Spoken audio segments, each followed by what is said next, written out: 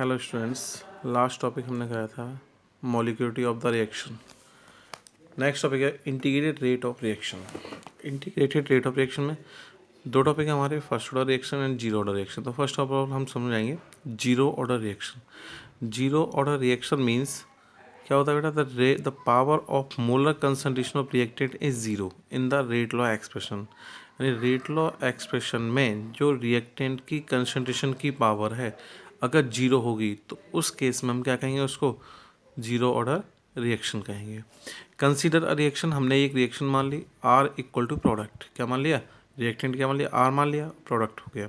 तो रेट निकालते हैं, अगर rate law expression rate of reaction से rate equal to minus d r upon d t, क्या निकल आएगा, minus d r upon d t. And rate law expression से rate equal to k r की power zero, यानी r की power zero हो जाएगी। नेक्स्ट अगर हम बात करते हैं तो माइनस, अब इसको दोनों को दोनों इक्वल हैं क्योंकि रेट ये भी है रेट ये भी है, तो minus d r upon d t, d r upon d t equal to k r की पावर जीरो। यानी कि अगर किसी की पावर जीरो होती है तो उसकी वैल्यू कितनी होती है, one. Then minus d r upon d t equal to क्या हो जाएगा, k, minus d r upon d t equal to k. तो डी आर इक्वल टू क्या हो जाएगा, माइनस के डी टी। जब अगर हम इसका इंटीग्रेशन लेते हैं, टेकिंग इंटीग्रेशन ऑफ एवरेक्शन, यानी एवरेक्शन का हम इंटीग्रेशन निकालते हैं। इंटीग्रेशन निकालेंगे, डी आर का इंटीग्रेशन आर के टर्म में आर हो जाएगा, के डी टी के टर्म में क्या हो जाएगा, के t plus minus k t plus आई। आई यहाँ पर जो है वो क्या है, इंटीग्रेशन कांस्टेंट है। तो at t equal to zero, अगर हम टाइम क्या ले लें, ज़ीरो ले लें, तो देन इनिशियल कंसेंट क्या हो जाएगी, r equal to r not हो जाएगी। यानी कि क्योंकि अगर टाइम ज़ीरो है तो कंसंट्रेशन में चेंजिंग जीरो होगी, इसलिए हम क्या मान लेते हैं, आर नॉट मान लेते हैं। क्या मान लिया, r equal to r not.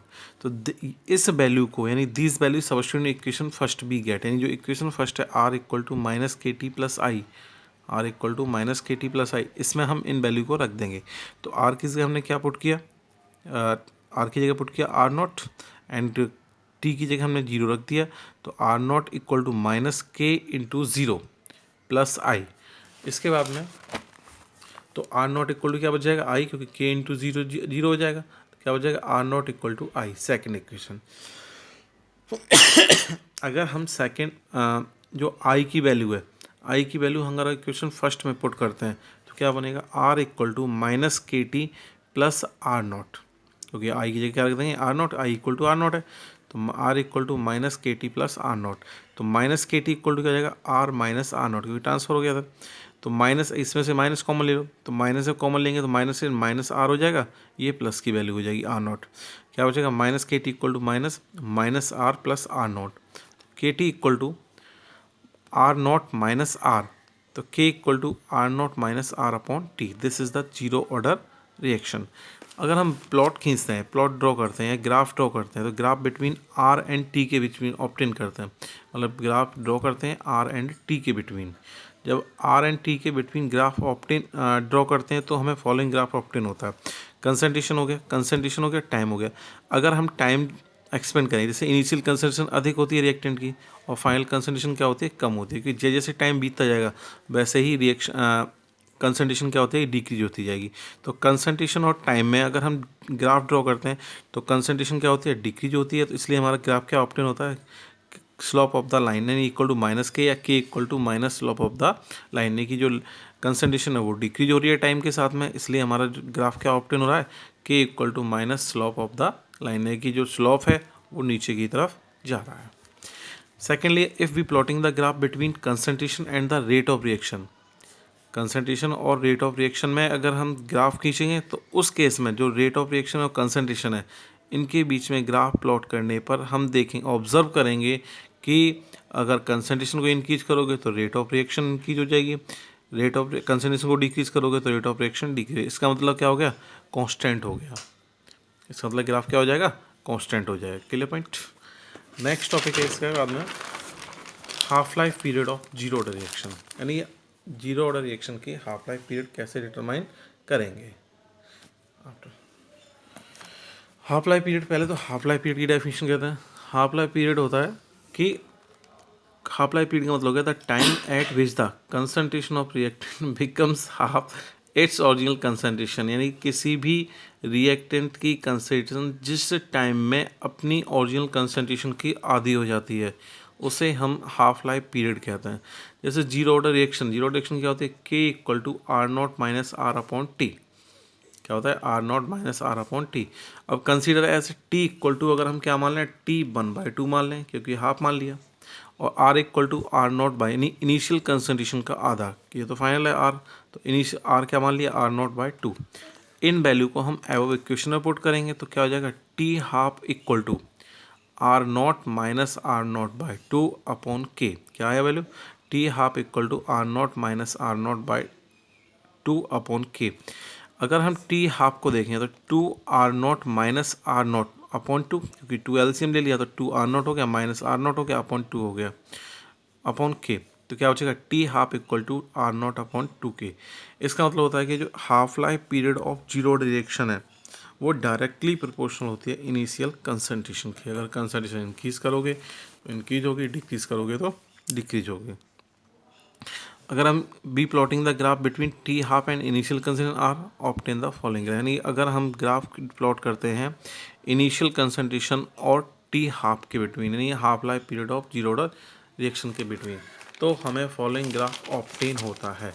जैसे क्या होगा, टी हाफ है तो इनिशियल कंसंट्रेशन आर नॉट हो गया, हाफ लाइफ हो गया, तो हम देखेंगे जो स्लोप है वो क्या होता है, 1/2 के होता है। क्यों, क्योंकि अगर हम इनिशियल कंसंट्रेशन इंक्रीज करोगे तो टी हाफ भी क्या होगा, इंक्रीज होगा। Clear point. इसके अकॉर्डिंग बेटा न्यूमेरिकल आते हैं। न्यूमेरिकल क्या आते हैं, जैसे एक न्यूमेरिकल है, the decomposition of NH3 on platinum surface, the 2NH3 gaseous में पीटी सरफेस पर N2 + 3H2 इज 0। कितना है, 0 है।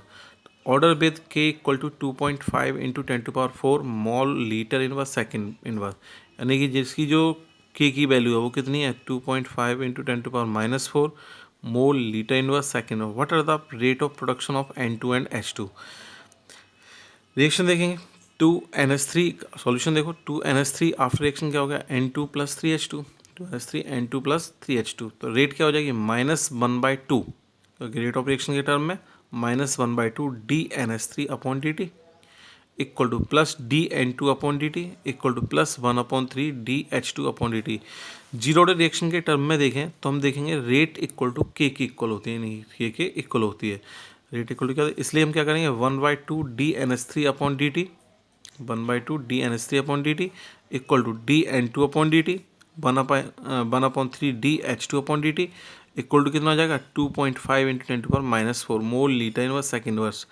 अगर हम mol litre inverse second inverse, अगर हम rate of production of N2 निकालते हैं, rate of production of N2 निकालते हैं, N2 की वैल्यू कितनी है, DN2 अपॉन dt, तो क्या हो जाएगा, DN2 upon dt equal to 2.5 into 10⁻⁻4 mole litre inverse second inverse. Clear point, DN2 upon dt mole litre inverse second inverse. तो rate of production of H2, rate of production of H2 हो गया, तो DH2 upon dt, DH2 upon dt कितना हो जाएगा बेटा, ये कितना था, 1/3 DH2 अपॉन dt, तो वो 3 क्या हो जाएगा, मल्टीप्लाई हो जाएगा, 3 इंटू 2.5 इंटू 10⁻⁻4, तो 7.5 into 10⁻⁻4, this is the answer. Clear point.